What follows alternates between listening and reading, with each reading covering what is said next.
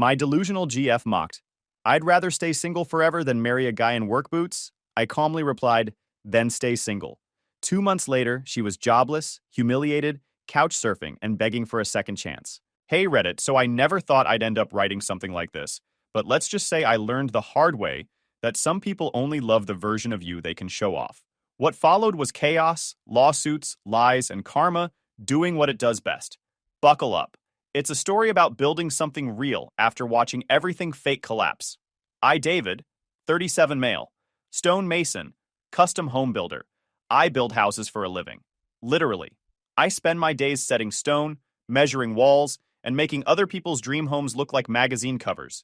It's not glamorous, but it pays well. I've got a few properties, no debt, and a reputation for being the guy who doesn't cut corners. That's my thing. Solid work, solid life, no nonsense. Then came Lisa, 32 female.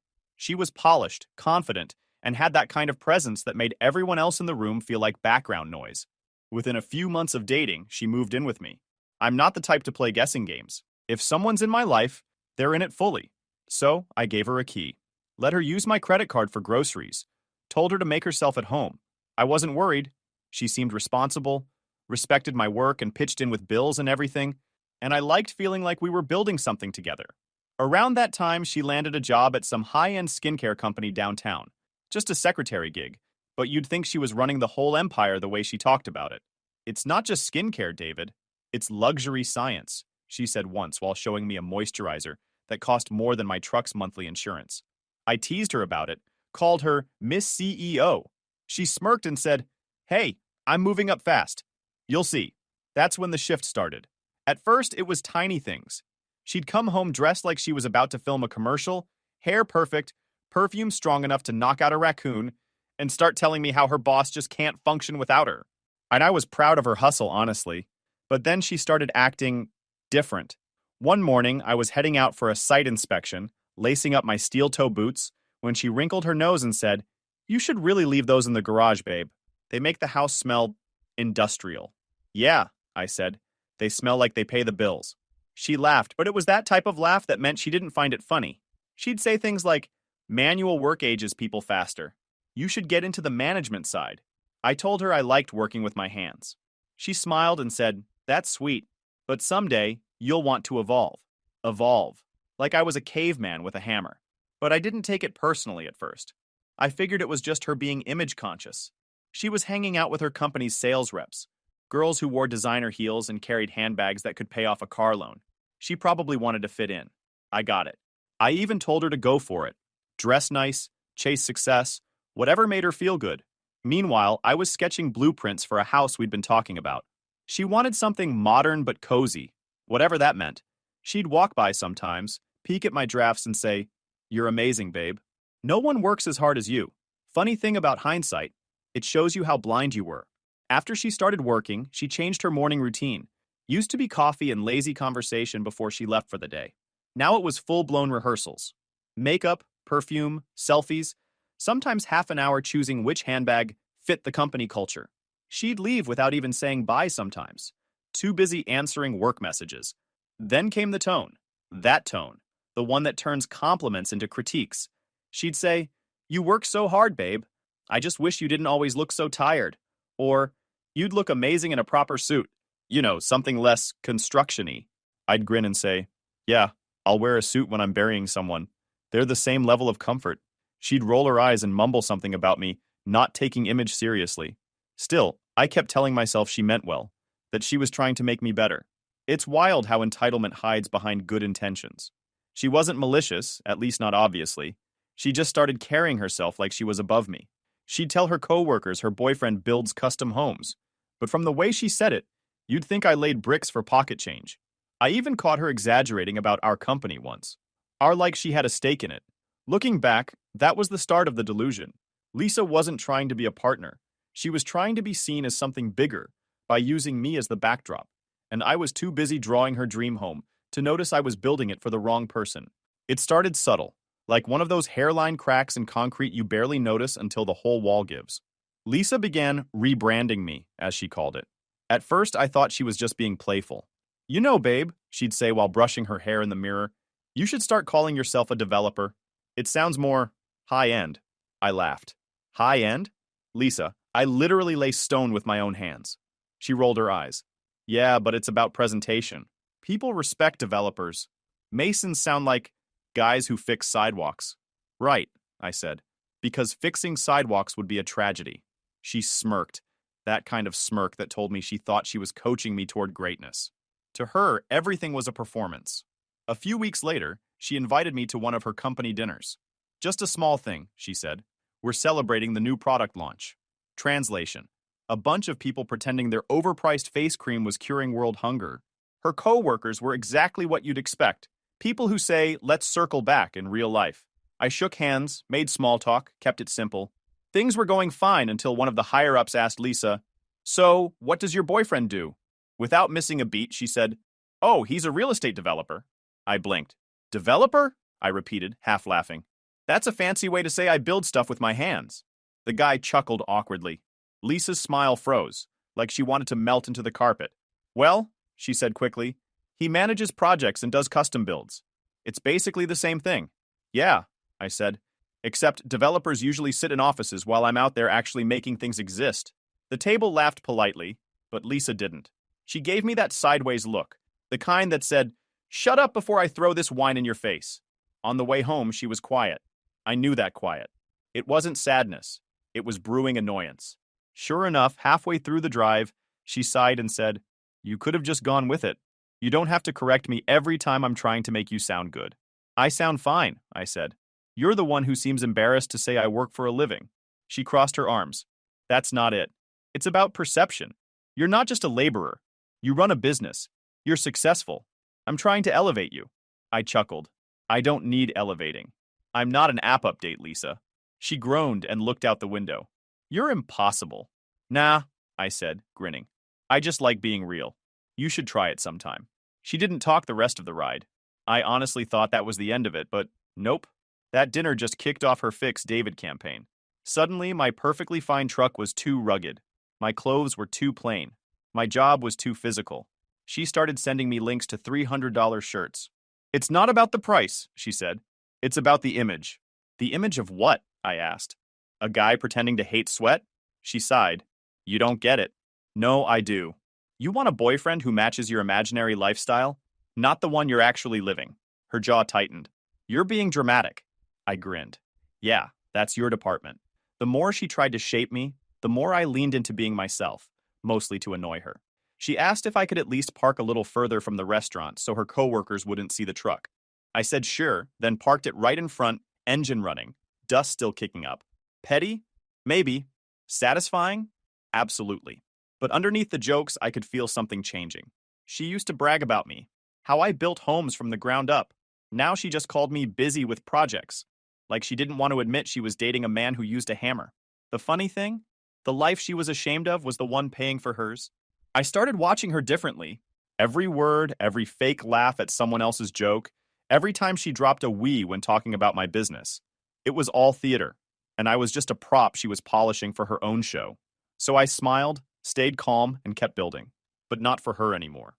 I'd already started building something else. Something stronger than any house I'd ever designed. Boundaries. And as I sat there sketching new plans, I laughed to myself, muttering under my breath, "Guess I'm the wrong brand of man."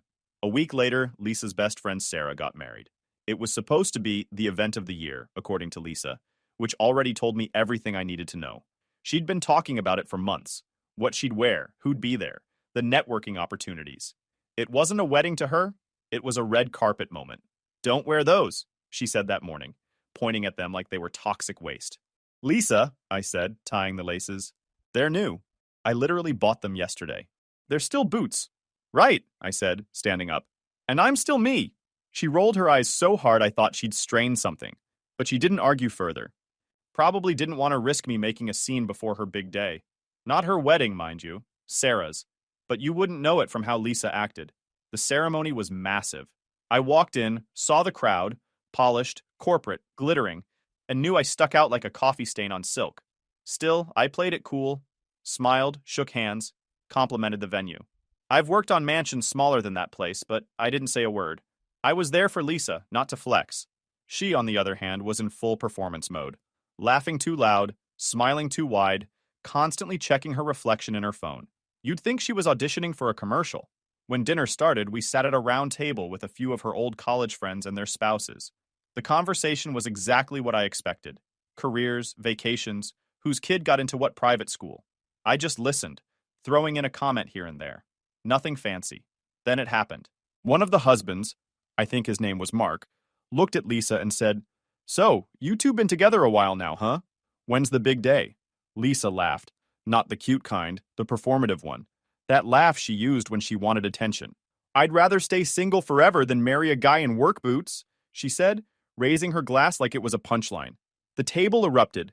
Her friends shifted awkwardly. One even leaned over and said, "You're terrible, Lisa," in that fake friendly way women do when they secretly mean it. I didn't laugh. I didn't frown either. I just sat there, still, drink in hand, watching her bask in her own arrogance. She looked at me like she expected me to play along, maybe make a self-deprecating joke. Instead, I smiled slowly and said, "Good thing then. Wouldn't want you to scuff your heels stepping into a real life." The table went dead silent. One guy coughed. Lisa's smile froze mid-expression. I finished my drink, set the glass down, and stood up. "Y'all have a great night," I said casually. "Beautiful wedding, by the way." And I walked out. No yelling, no dramatics, just done. As I crossed the ballroom, I heard her call after me. "David, what the hell are you doing?" But I didn't stop. I just kept walking. Halfway down the road, my phone started lighting up. Texts from Lisa, one after another. "Are you serious right now? You're embarrassing me." "It was a joke, David. You're being dramatic. You could have handled that better instead of walking out like a child." I didn't respond. Just turned the phone face down on the passenger seat. By the time I got home, I'd already made up my mind. I was done. Not need space done. Not we should talk later done. I mean officially, emotionally, spiritually done. You can fix a crack in a wall. You can't fix rot. Lisa wasn't a bad person. She was just the kind that measures value by how others perceive you. And I wasn't going to be her accessory anymore. I grabbed my duffel bag, tossed in a few clothes, and drove out to my cabin in the hills. The same cabin I built myself 10 years ago when I started my company. No fancy furniture, no decorations, just quiet. Lisa didn't want a partner. She wanted a prop, someone to stand next to her and make her look more successful. And maybe, for a while, I played the part well. The next morning, my phone was still blowing up. Voicemails, texts, missed calls. She'd gone from defensive to desperate. "Please just call me back." It wasn't overreacting. It was waking up.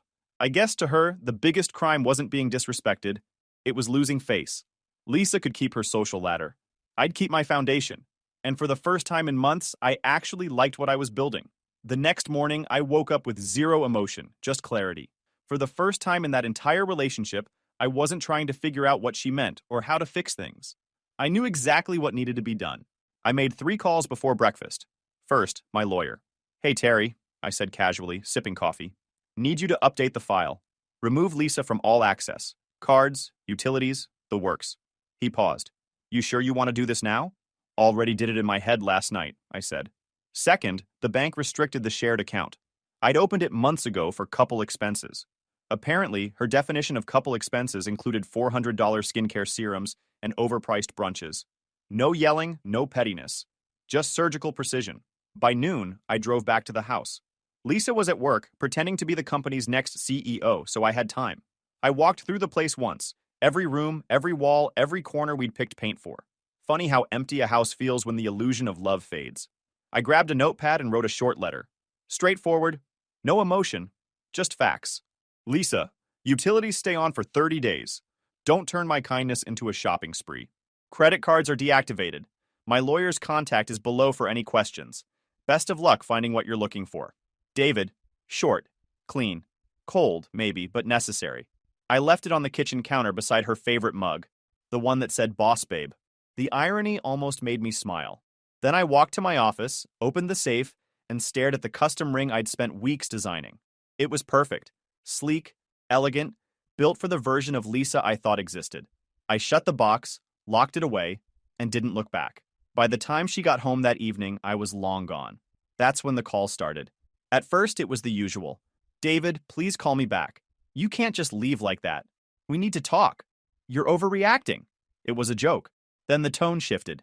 You're being dramatic. You can't kick me out over a little joke. Wow, so you can't handle a woman with class? I ignored them all. When the calls didn't work, she switched to texts, then emails, then voicemails, each one more desperate than the last.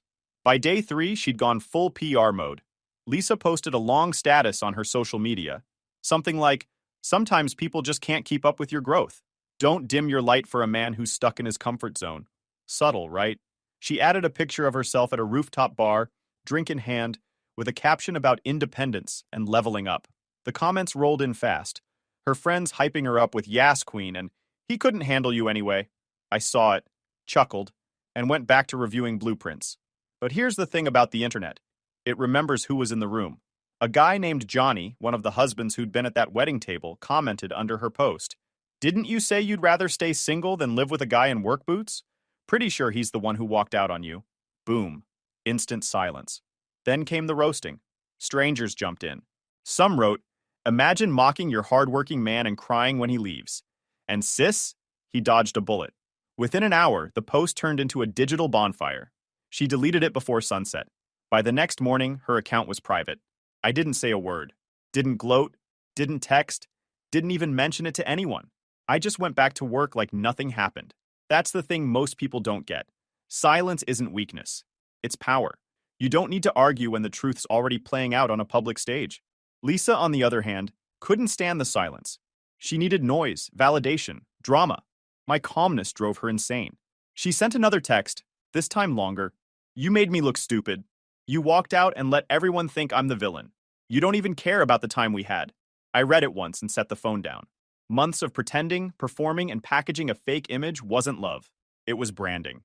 She wanted a man who made her look important. I wanted a woman who made life simple. Neither of us got what we wanted. By day 5, I stopped checking my messages entirely.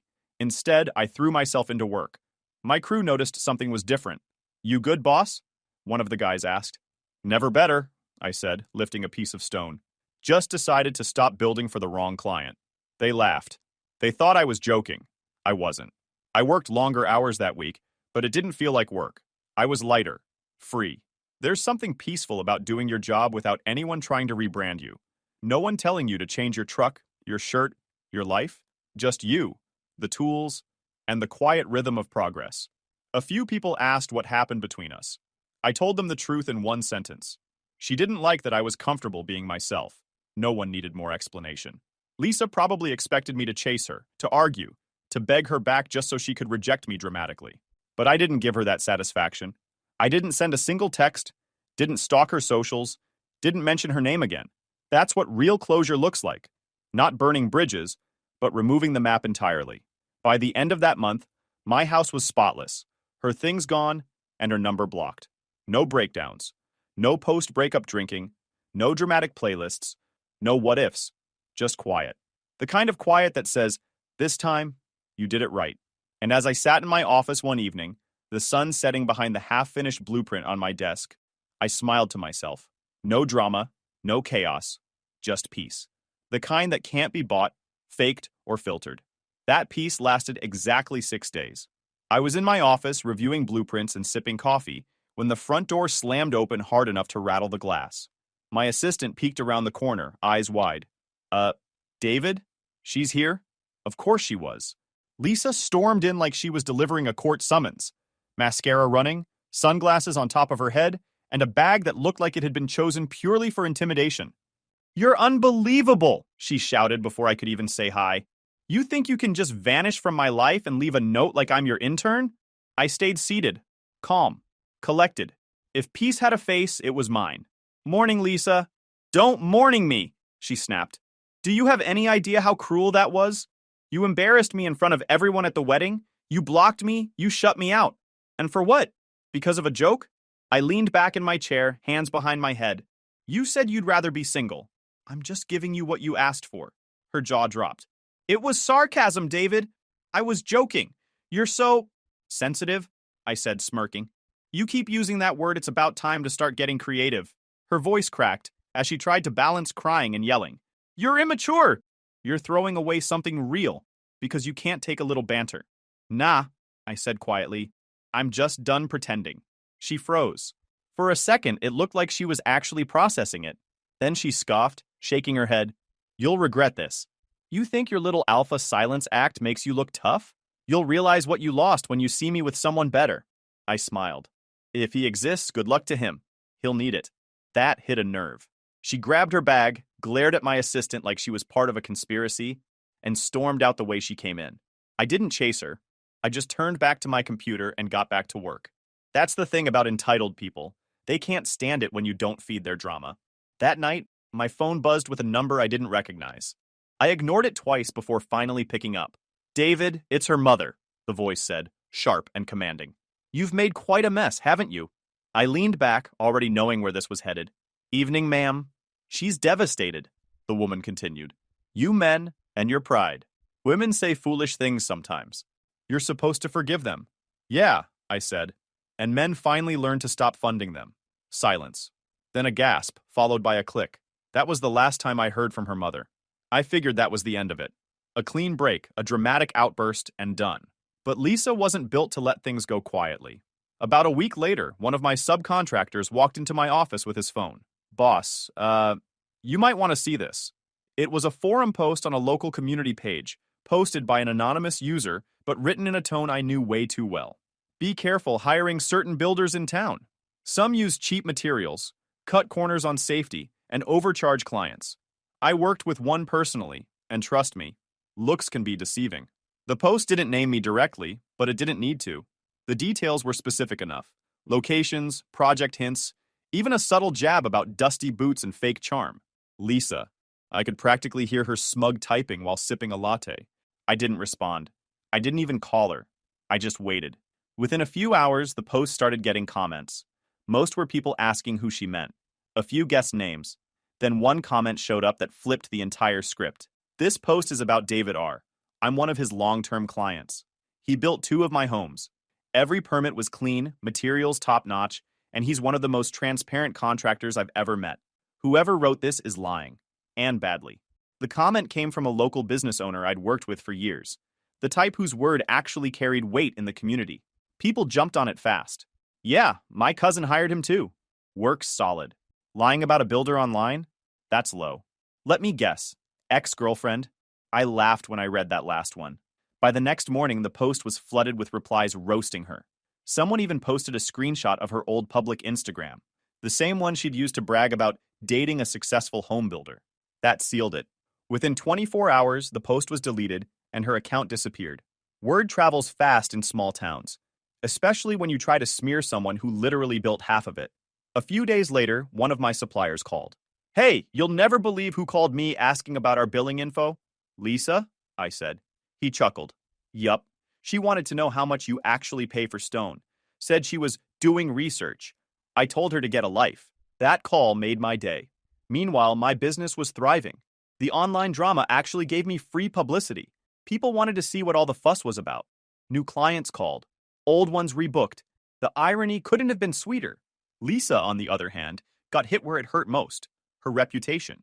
The skincare company found out about her little smear post after someone forwarded it to HR.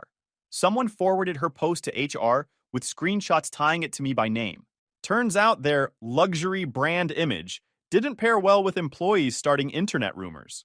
She didn't get fired exactly, but asked to step away to focus on personal matters. Translation, demoted with a side of humiliation. A few weeks later, word got around she doubled down on her attitude, snapped at a regional manager's assistant, and mouthed off to HR. That step away turned into a full goodbye. Quiet firing, nice and neat. Did I feel bad? Not even a little. You don't get sympathy points for burning your own bridges. My assistant asked one morning if I'd seen the apology she posted later. Something vague about growth and learning to be kinder. I told her I didn't care. I'm building homes, not monitoring adult tantrums. Lisa probably thought she'd destroy my name. All she did was remind everyone why I walked away. The funniest part? A few weeks later, one of her old friends messaged me for a quote on her lake house. Guess who she said referred her? Lisa. She probably did before we broke up. I stared at the text, smirked, and replied, Sure, happy to help. I build things that last. It felt poetic, building something for a friend of the woman who tried to destroy me. Life has a weird sense of humor like that. I figured that was the final punchline. But Lisa wasn't the type to exit quietly. She was the final act kind of person, the one who can't stand not having the last word. And of course, her version of a last word involved chaos. It happened on a Tuesday. My property manager, Jim, called while I was at a job site. Boss? You might want to come down here. What happened? Your ex is here. Brought a moving truck. Says she's taking her things. I sighed, rubbing my temples. Her things? She didn't own a teaspoon in that house. Jim chuckled nervously. Well, she's trying to take the couch, the dining set, and, the TV. She said she picked them, so they're hers now. Fantastic, I muttered. Did you call the cops? Already here. Thought you might want to show up before they haul her off. Jim had already called the cops to keep the peace. By the time I pulled into the driveway, 2 officers were standing by the door. Lisa stood between them and the moving truck.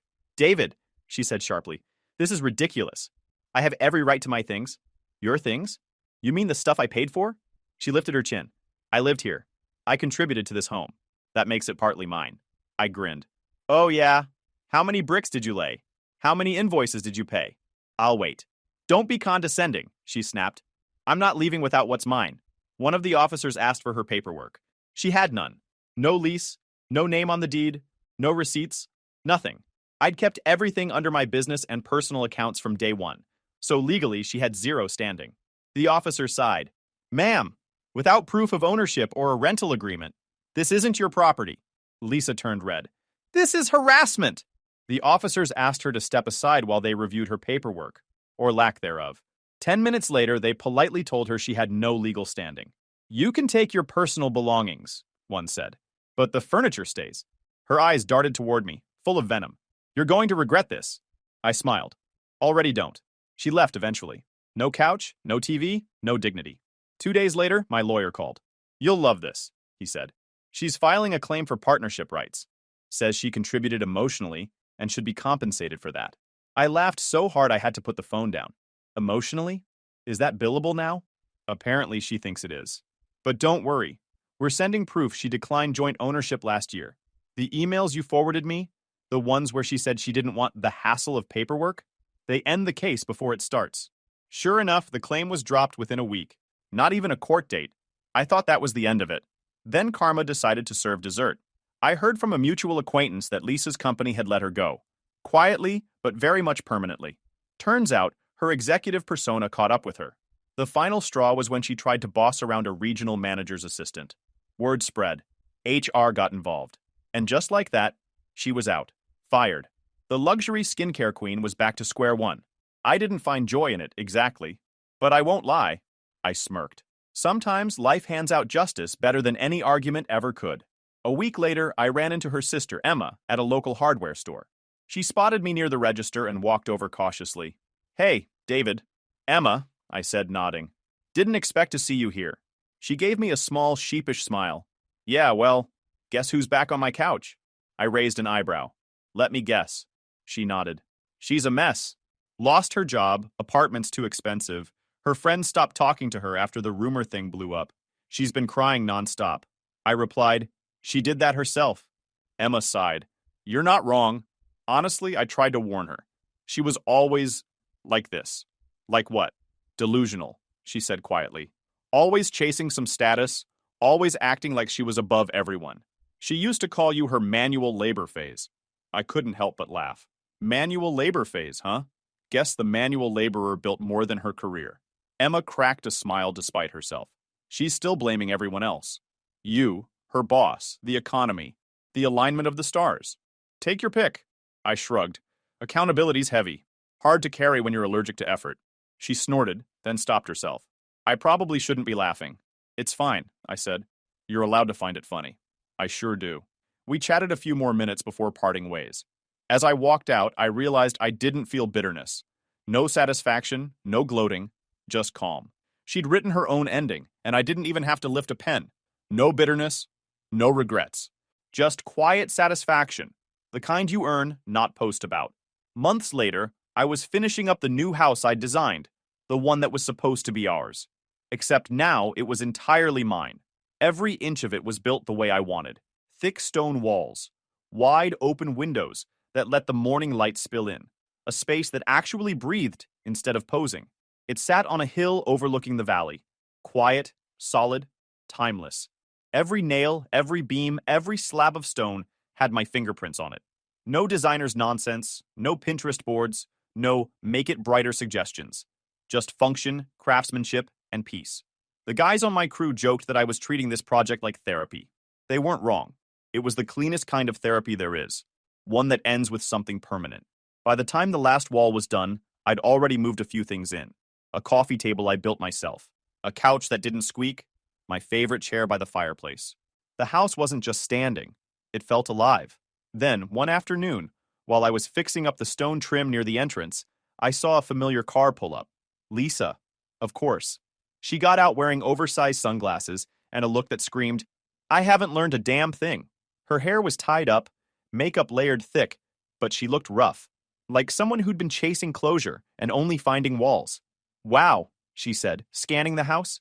So this is it, huh? The one you were designing for us? I didn't even look up from the trowel. Correction. The one I built. You were just a temporary consultant. She ignored the jab and walked closer, heels clicking on the driveway. It's beautiful, David. It should have been mine. I finally looked at her and laughed. Yeah, that's what I keep hearing about most of the stuff you lost. Her expression twitched, half insulted, half desperate. You don't get it. I made a mistake. I was stressed. Everyone says things they don't mean. You really can't forgive one comment? One comment? I said, still laying stone. Lisa, if your comments were bricks, I could have built a second house. She folded her arms. You're cruel. No, I said calmly. I'm focused. There's a difference. Her voice cracked. You really don't miss me? I shrugged. Miss what? The arguments? The fake apologies? The career coaching? For a second, she didn't speak. Then her eyes flicked toward the workbench beside me. You think you're better than me now, she said quietly. I think I've always been better for myself, I said. That's when something in her just snapped. Her face twisted, and she grabbed one of the drills from the bench, holding it out like she was in a bad movie. Don't test me, David, she shouted. You think this is funny? I looked at her, looked at the drill, then back at her, and laughed. The thing didn't even have a bit in it, just an empty chuck and a dying battery light blinking red. Lisa, I said, half smiling. You're threatening me with a glorified paperweight. Shut up, she yelled, hands shaking. You ruined everything. I stood up straight, completely calm. You've got 3 seconds to put that down and get off my property before the cops finish the job you started months ago. She froze. I started counting. 3, 2. Before I even got to 1, she dropped the drill and backed away. Fine, she snapped. You'll regret this. You'll realize what you lost. Already did, I said. It was peace, and I got it back. She stomped off, muttering something about what could have been, and sped off in that same car that was probably overdue for payments. I picked up the drill, set it back on the bench, and went back to work. The air was quiet again, just the sound of wind moving through the open frame. Lisa had tried to build a life out of appearances. I built mine out of stone. One crumbled the second it was tested. The other would outlast both of us. I didn't tell anyone about the drill incident. Didn't need to. Some stories are just lessons in disguise. She was the reminder I needed, that not everyone deserves to live in the house you're building. And as the sky dimmed and the first lights came on inside, I realized something simple. Peace isn't found in someone's arms. It's built, brick by brick, when you finally stop handing your tools to the wrong person. YouTube just dropped this new hype feature. If you're hooked on this story, smash that hype button. It tells YouTube this video deserves to blow up, and it keeps even crazier stories coming your way.